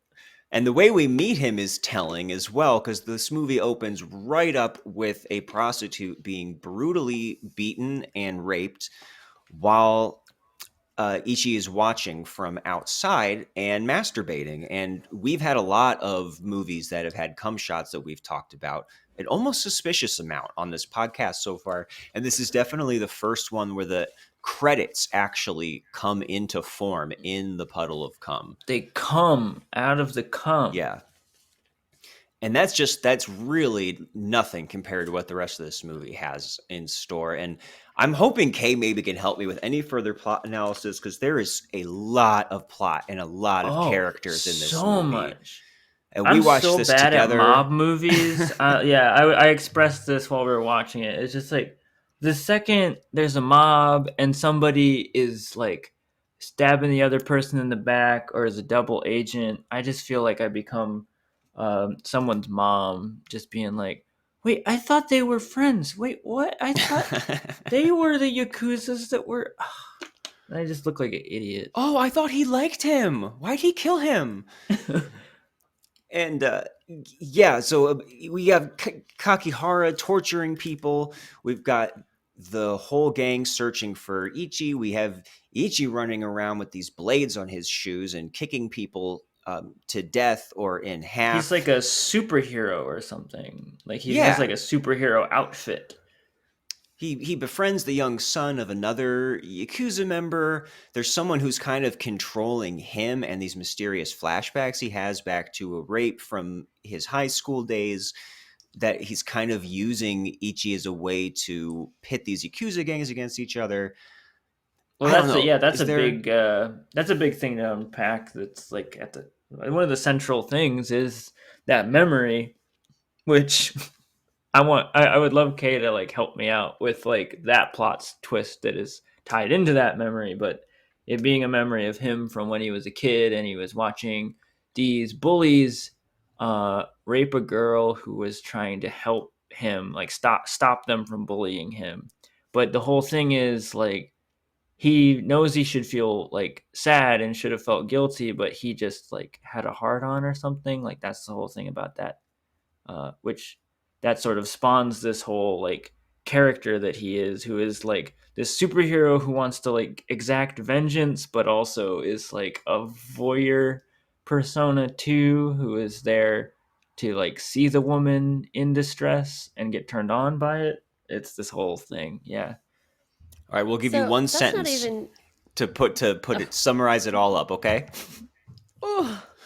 So all of this been pretty non-sequential. That's my one sentence. Okay. So the idea that like he was perhaps not actually this bullying experience where this girl was raped even happened isn't introduced until the back half of the movie. Mhm. It takes us maybe even 20 minutes into this movie to fully realize who Ichi is. So we know that in the beginning, we know that the mob boss has gone missing or has been murdered. So we saw the murder. And from there, Kakihara and his motley little crew just sort of go hitting the ground. They're just instantly trying to suss out, shaking people down for information one by one, and sort of torturing their way through their local Yakuza community. And so Ichi being deployed by an older man named Gigi, who and sort of pulling all the strings with this story and psychologically turning Ichi to do his bidding by telling him that certain people were involved in this story, is how he's leveraging this young man's deep emotional issues into being the killer that he is. So he's an apex killer in the way that Kakihara wishes he was, or the ultimate sadist in the way that Kakihara wishes he was, but not because he's truly a criminal mastermind, but just because he's being controlled by his own disturbances. Did that cover it? Yeah, a bit of a run-on sentence, but no, that was perfect. This movie's a run-on sentence. Yeah, that's It is. We were like an hour and a half in, and we were saying they're still introducing new characters and still starting new Yes. plot threads. And they really, I think There's you a said lot. this, Seth. This really does feel like many issues in a run of comics, all crammed in. which I assume it was. Like, I assume this is an adaptation of like the entire manga series. I assume, which manga series are usually like dozens of issues, and yeah, it does feel like a lot is packed in, and a lot of it does feel episodic. Lots of vignettes. We're like swinging from vignette to vignette. Specifically, like at least in like the most of it is swinging from vine to vine, which are these like torture scenes, which are points of ecstasy for Kakihara and his crew that are like, you find out as you go along. Again, there's like the most interesting aspect of the movie for me is figuring out all the fantasy elements. Like it takes so long to like actually get your head around that. A lot of them like experience like not just like, oh, I enjoy pain. It's like actually like they like enjoy pain, and Kashihara like regenerates after like he can sever his tongue and it grows back. He can like extend his jaw like he's a lizard man or something. There's all this kind of stuff going on. But yeah, there's just so many of these torture scenes that are like billed as almost like, I don't know, like getting your rocks off sex scenes, but they are like where people are going to walk out for sure. Absolutely. Well, I think they're just really good at their job. oh, he's great at his job. Really loves his work. And yeah, it is as much as there is going on in this movie with the plot and the characters, you really can just sit back and just marvel at the next disgusting thing that you're going to see too. So in a way, it doesn't totally matter.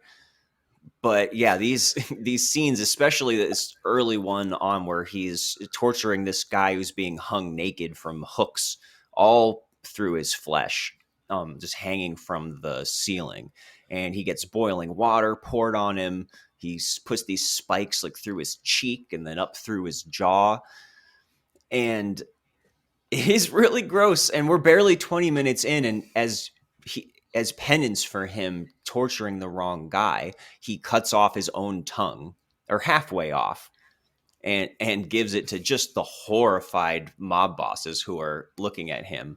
And that's how into pain this guy is. He just heads out to the hospital, gets it stitched up, and he spends the rest of the movie with half a tongue. And I mean, he says he can regenerate it. I'm not sure if that actually happens or not, but he loves violence being done to himself, and we just get all of these almost cartoonish scenes. There's one time where he's stretching the cheek of somebody and another girl grabs the other cheek and they're just pulling this guy's face apart like taffy. And Seth, you mentioned at one point someone throws a punch at him and the entire fist goes into his mouth in another kind of weird CGI shot. And he like eats some of his fingers off. The thing I think that where this ran into trouble with people cutting out footage, and where even people who are down for the kind of stuff that we've been describing so far for, is the sexual violence, and that there are multiple scenes of women being viciously beaten and at times raped. And it's not necessary. This is a really interesting topic for me because in a way it's not very different from the other depraved things that we see in this. But anytime that you see something in that context, does it take the fun out of the rest of the movie? It does. Is this the point where the movie goes too far? Or is it justified by it does serve a plot purpose with Ichi realizing how turned on he is by this stuff, and how even when he wants to rescue a girl, he wants to become the one who is hitting her instead, as he puts it. I think that's going to be the crux for a lot of people about whether they can stomach this movie or not. Yeah, that is, I think, at least in the narrative, the use of the sexualized violence of these women. I would also, maybe to draw some cultural critique, there's a jubilant aspect to the violence that the men are enacting on each other, whether it's torturing each other for information about where the mob boss is gone, or even just these weird tangential scenes that are over the top gore. All of it is highly stylized, but those are also all men who, as is implied in the movie, have chosen to be part of this crime syndicate. They have chosen to have a violent job by being in the yakuza. The women who are violated in this movie are,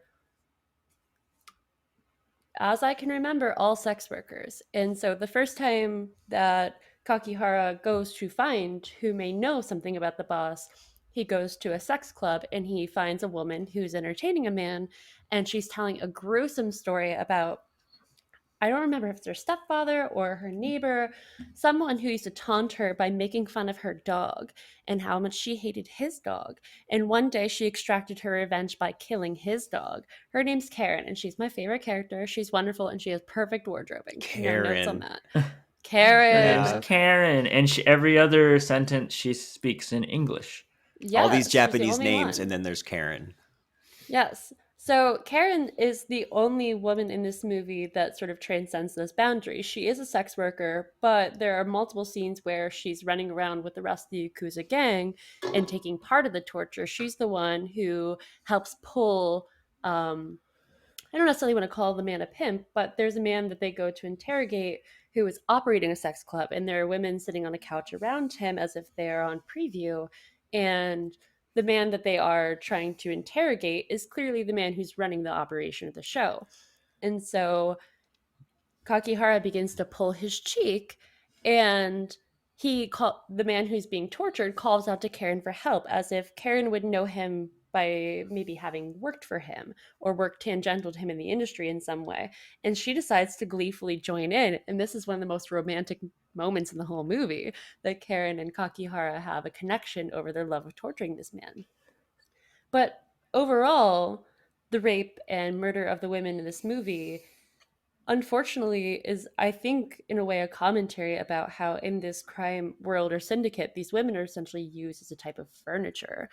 Karen is the only one with a name or a personality or lines that go further than to push the horror of their dismemberment. And so I think in some way it is a commentary of just the place of women in that particular facet. Um, it also highlights Karen's importance in the movie. So it's not a defense. I think you could say that that is maybe even taking the red paint and smearing it on the carpet worse. But I think it's a genuine critique, or at least a fashioning that the deaths of these women overall are not as glamorous or blood splattering or as exciting as the men in the movie. They are very much like victims, whereas the men in the movie just sort of seem like this is their life and that was the end of it, and they all fit into it perfectly. The death of these women, they're often set up as to be upsetting. They are filmed and portrayed in a way that is much more upsetting on purpose, I think. Yeah, and I do feel like that is one of the things that makes me want to read the manga more, because I do feel like I get sprinkles and bits of like a greater picture of what the commentary might be as far as sexualized violence is concerned, and the like push and pull of pleasure and pain and stuff here and there, especially in the scene where Ishi eventually meets, or apparently meets, the girl who was raped in that big moment for him where the bullies were raping her and stuff like that, and she's a sex worker and things like that, and he she describes this whole sequence of like how now she is just very attracted to violence, and now she's very into it and like wants somebody to just like not care about her and rape her and destroy her and stuff. And he does like ultimately destroy her. But beforehand, she's like, actually, no, it's just like a, like many of us do. We have like some desires that are in our head, but like if we actually like were to do them, we would be like, no, actually, no, no, no, no, I'm not into that. But he does do that, which I thought was interesting and maybe starting to touch on something. But I felt like in the hands of this director, a lot of the violence just became more about the visual aspect of it. And I don't know if it was all like, if it all connects in maybe the way that the manga does. But again, maybe that's me giving the manga more credit than it maybe it has. Maybe it wouldn't be in there. But yeah, it makes me wonder about it.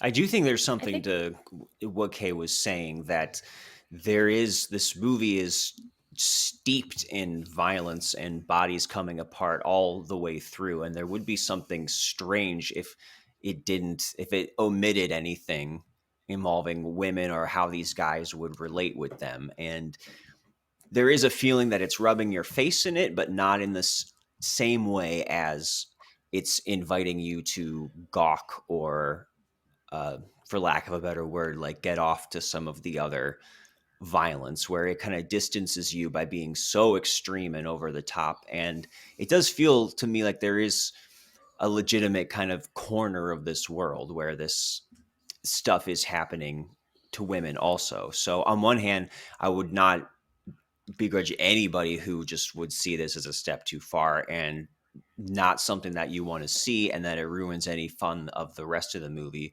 which I do think is trying to be fun in other parts.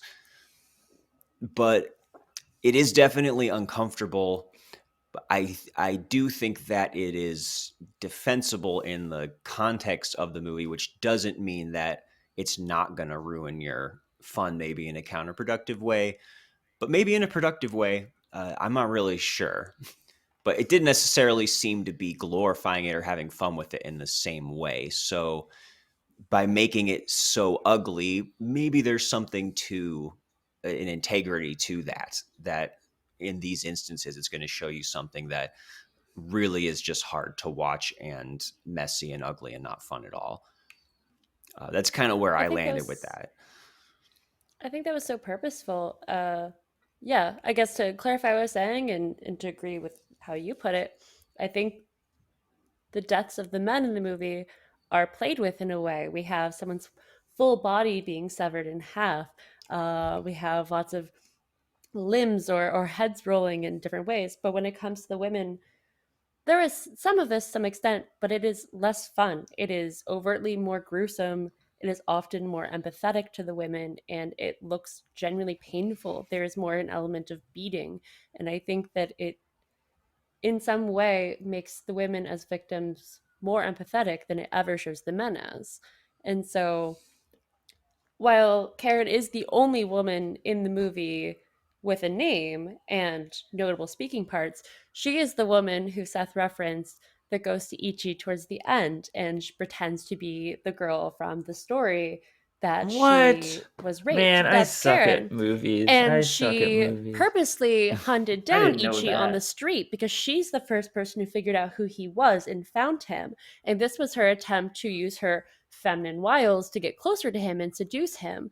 And it's not until it goes severely left where she realizes Hmm. that this is this man's MO and she's going to die now. And so, in that way, her death is actually fun and is treated like the death of the men because she has more agency. So, in this movie, the less agency a woman has, sort of more or less fun her death is, if that makes sense. So, Yeah, I Karen's agree. honor in being a notable character in the movie is that her death is heavily characterized. Again, this is not really a defense. This is kind of taking the red paint spill the carpet and spreading it around, but No, sure. I yeah. I didn't know about that twist. There's a bunch of twists in this movie that I don't know if I followed them all. I've seen it a few times. Yeah. Seth didn't You a even realize we wildcat. weren't watching the Bridges of Madison County until like almost the end credits rolled. Yeah, kept on But waiting for it's a that good bitch one. from Coen Brothers to show up at some point. To that point, I do think that one of my biggest problems with the movie was just how much stuff there was, to the point where this just gives you so much, whether it's plot and gore, characters, False twists and memories. stuff.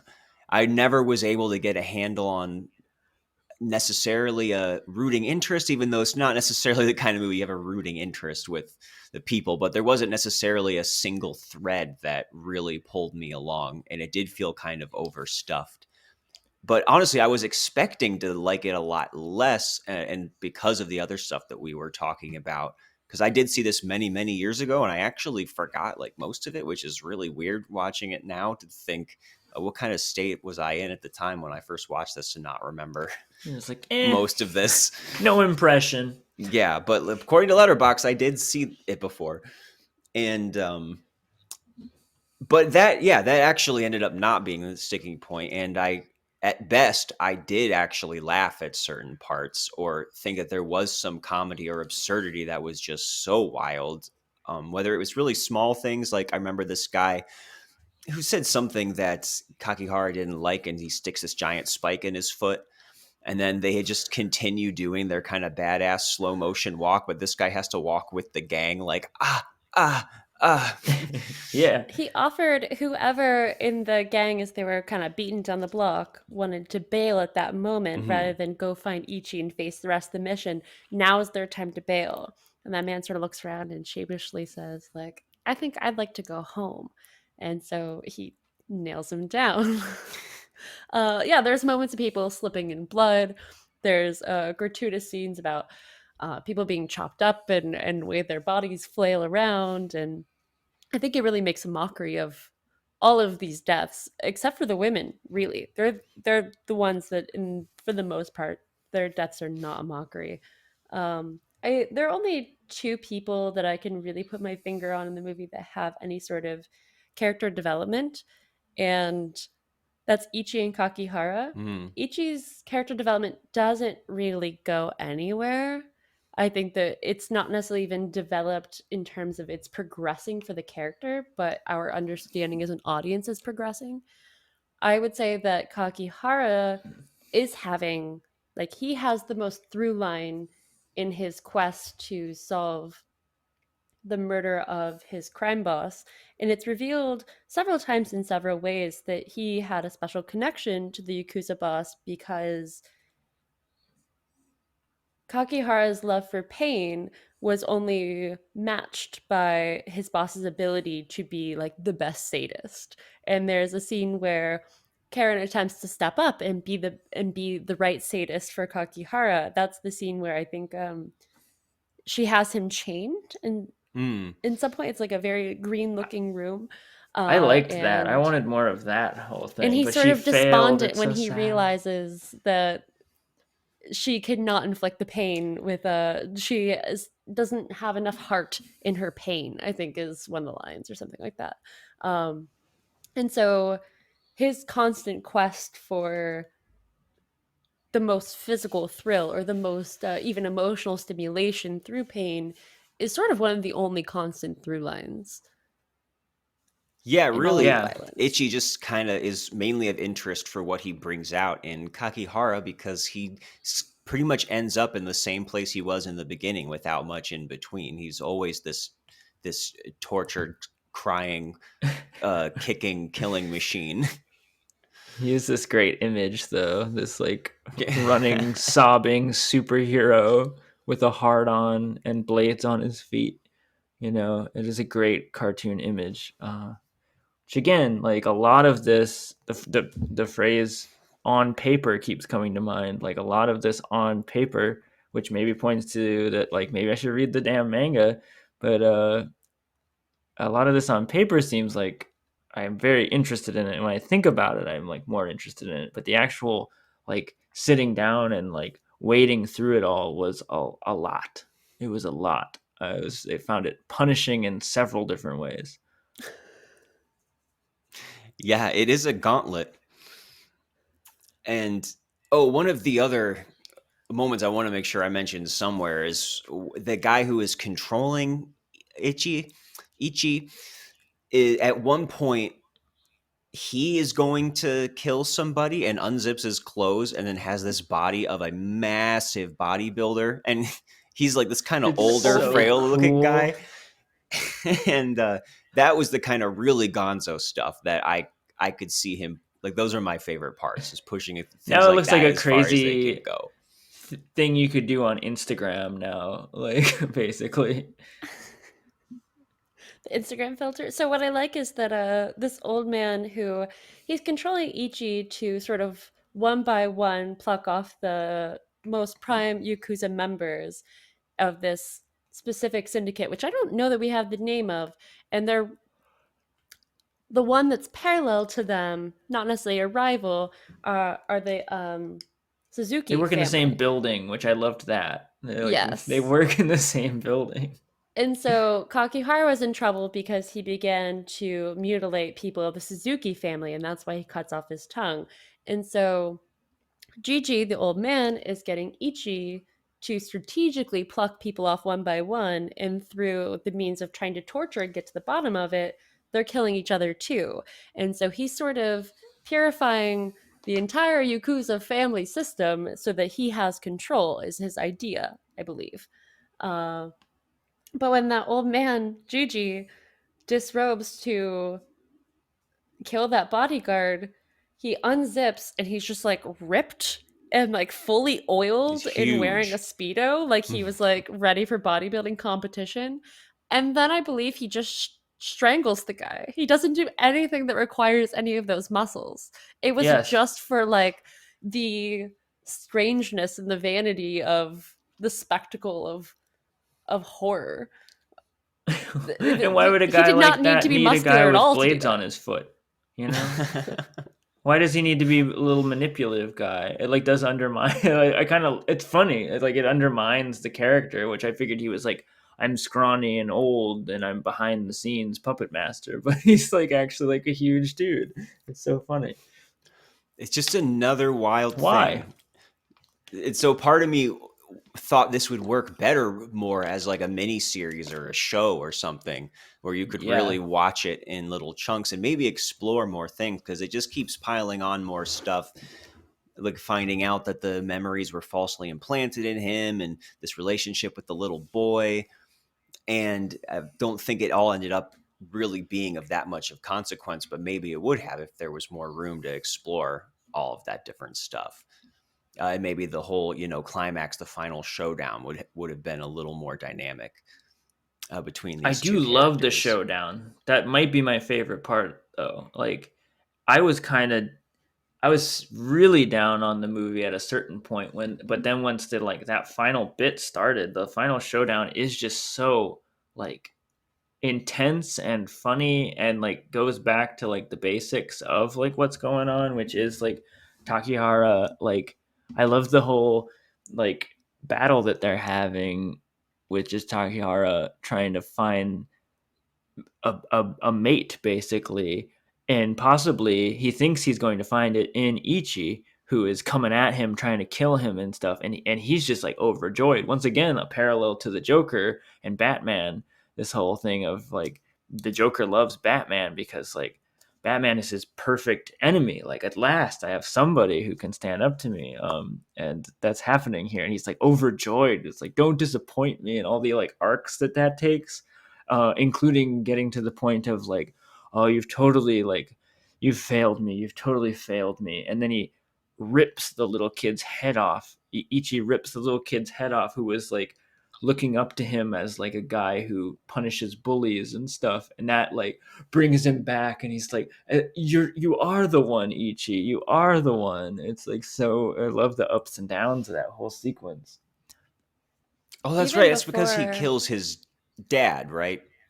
And then so the kid Yes. starts kicking. Start, man, I couldn't even contain all this stuff in my head. So even before the showdown scene, there's a two twins that are like expert Mm. torturers that Kakihara is running around with, and he has two bodyguards.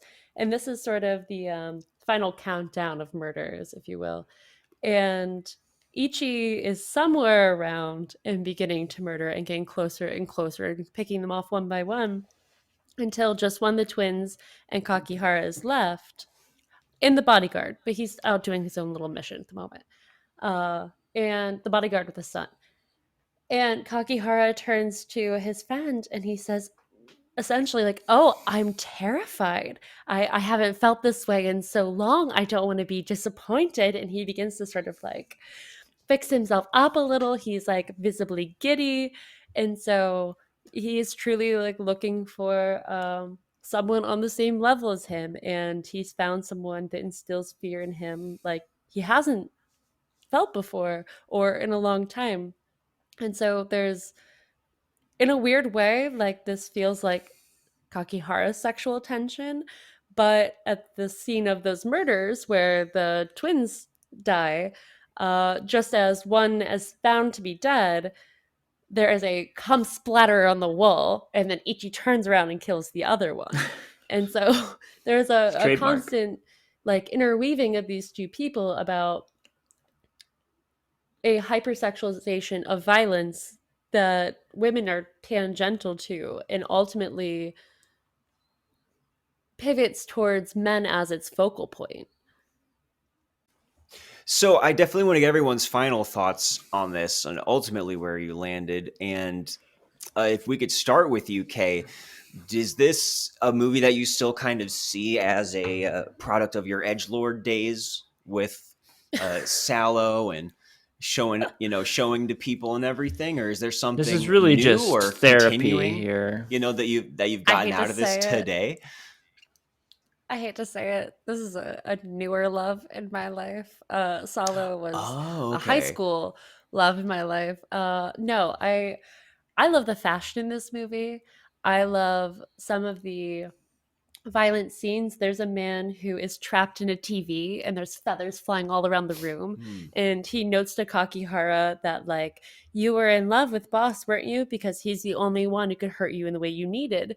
And in just like a girlish little like sigh, Kakihara plops back on a big bed of feathers and pulls out this giant knife or this giant needle he's going to kill this man with. And it has all these like, again, candy like colors and sighing moments of like small connection and giggling intensity and slapstick violence that I think it sort of makes a mockery of a little bit of the horror genre, or especially the yakuza genre in general. I think that I mean maybe it is edgelordy, but I'm gonna stand by it. I I don't think that it's necessarily a movie that you'll find all the substance, but if you're really looking for it, I think you can find some layers of it if you're willing to like in the words of Osama from Audition, deeper, deeper, deeper, deeper. If you're willing to pry or poke a little bit harder, then you can find some of what you're looking for.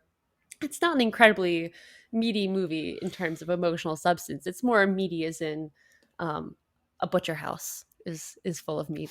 But I like it. I think its cinematography is of its own fashion, and that's thoroughly enjoyable to me. Praise the edgelord. Yeah.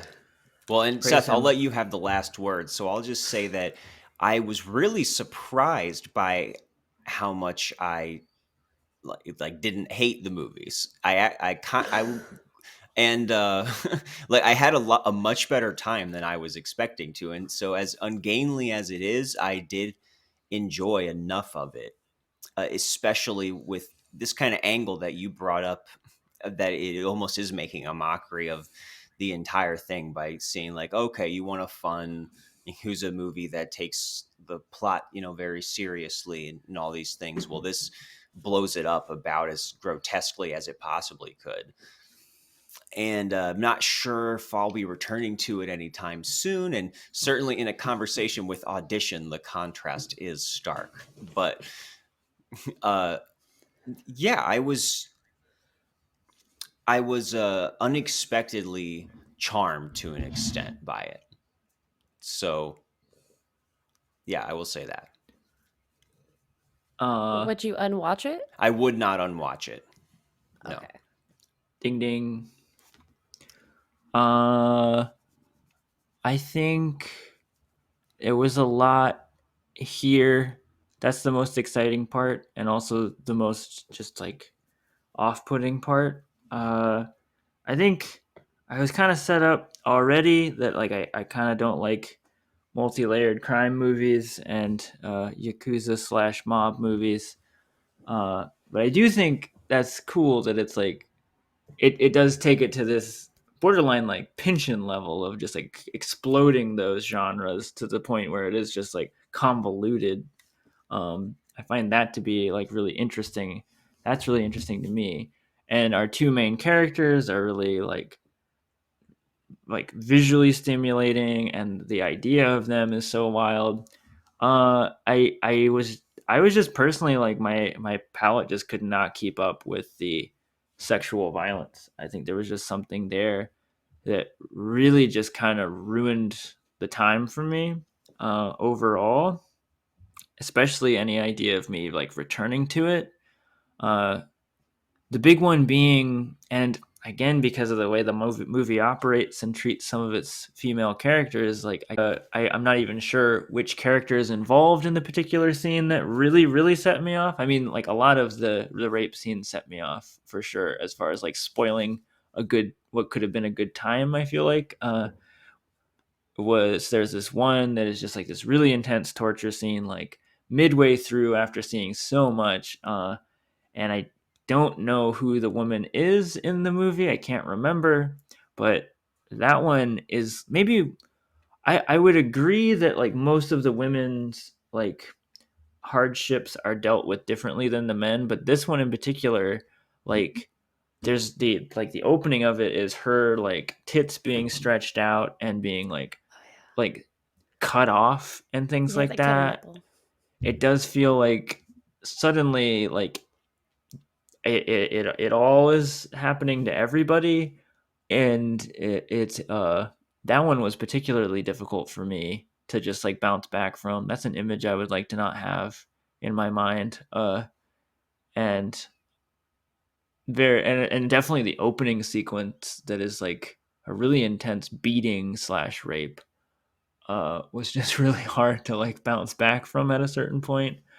I do really love the ending. I don't know if I would have gotten there if I would have just been sitting in my house or like hadn't been doing this for a podcast. I probably would have shut it off at that point at home. But I think at the end of the day, like what I go away with are these like two central characters, and I find them just interesting as far as like their little descriptions and their the images, and things like that. But I feel like I could get that from a trailer, so I would probably unwatch it. Oh man, we're making history with movies that Seth was unwatching that Two in a I row. was not. 2 in a row. I'm the Marc. I'm taking control. Next Well, week I'm Freaky going to be Friday. doing I'm going to be writing the intros with the snappy taglines. Yeah. I'll be in That's Seth's where I'm bedroom at. with the cat all blurry right now. So recap of Takashi Miike, feminist 50-50 on Audition, probably full thumbs down on Ichi. Is that what I'm getting here? Am I the feminist? I'm just if we could ponder on the behalf of feminism as a collective, which does not exist as a collective. I Well, think that's boy, probably the I'm read not the here. person to speak for feminism. But think I don't know. either, but- I am. I don't know. Marc is. Hell yeah, Marc. I think Audition has a much firmer claim on that title. There's a lot more books you could write about it, I think. Yeah. Yes, much more empathetic movie, and just crazy that they're by the same guy. And that, as far as I know, he's never made a film quite like Audition again, even though he's made 100 of them. So maybe one day, I'm sure he'll make 8 more next year. We can check out. I would note that as I was sorting through some other reviews or recaps of these two movies, I found a few articles or videos about Audition from like a feminist lens or just generally by women, don't know that I came across any like feminine input on Ichi the Killer. I feel like that was like, we're not touching that with a 10-foot pole. It's which- probably just a clean yes or no to Ichi the Killer. I'm not going to touch that know, with I'm a gonna 10-foot be- railroad spike. I'm going to be the Camille Paglia of this podcast, and I'm going to say, yeah, actually, those are the most human or humanized and empathetic victims in this movie, because watching them get hurt actually hurt as audience members. I agree. So I'm going to actually say, yes, it humanized women, though it did not pass the Bechdel test. All right. Well, that's where we land with Takashi Miike. Did not pass the Bechdel test. Does not. I'm not sure Audition does either, but I don't think so. It's all women talking about men that are dating them, or women talking about men that are about to destroy them in every way. Or women not probably. talking. Or women not talking. or vomiting in bowls. So before we go, I definitely want to thank you, Kay, and for another wonderful, illuminating discussion. And I definitely don't want us to neglect to mention that Seth and Kay are in a wonderful musical project together that we could probably plug right now. Hey. Whichever Profit, one. Thank you. We're called Profit. We are a two-piece. Seth does wonderful musical things, and I menace with a microphone. Not that unlike what you've seen here today, except for I do a lot more yelling and on stage. And dressed like a Kaleidoscopic Takashi sermons. Miike character.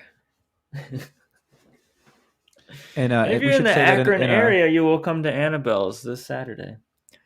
We'll be there. Yeah, I was just going to say, in a rare case of us actually turning an episode around quickly, we're recording this like right before it comes out. So Saturday. Oh, what it is won't that, be the 20 out though. I'm the fucking up. 22nd? It Yeah, won't well, be out. No, it's coming What? out. It's coming out the day after tomorrow. It's coming out this week. It's coming out like tomorrow. Probably not. We talked about doing this one a day late so we could get a horror episode in under the gun Good. for October. But yeah, Be sure to leave all this in. This is really juicy. If you're hearing this the week it comes out, then you can see Seth and Kay as Profit on Saturday, the 22nd at Annabelle's. I'll also plug we're going to be at Cling Thing November 4th with the murder-themed band Grip Hook. So if you like gore and Horror probably movies. mostly women dying in movies and a lot about tits, you might like the band Grip Hook, and we'll Actually, be performing with them. Featuring Zach Butcher, a previous guest of the podcast. Indeed. Friend of the podcast, Zach Butcher. Yeah. And for bonus, out. Tony and I will be there at the Unwatchables booth signing autographs. We will have merch. We don't have any merch made, but you can just, if you want to buy Marc or Mai's clothes, that's fine. We can buy new clothes later. Yeah.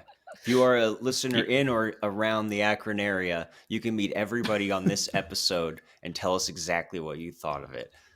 We're all basically within walking distance of each other. You know, you can take us out very easily if you really hated this. So Not me. There you go. Not me at all. I'm more of an Asami. I carry a machete. Don't fuck with me. Kay's in Connecticut right now. And all those other things are true. I would probably be the easiest of us to cut in half with a boot knife. I guess. I don't know. Down the middle.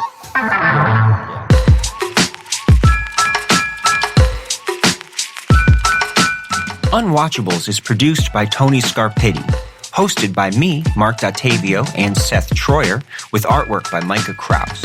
You can find Seth and I on Letterboxd under Marc Dottavio and Sloth Troyer. You can also check us out at unwatchablespod.com for links to our Twitter and Instagram, or support us on Patreon for bonus content and to have a say in what we watch. Thanks for listening.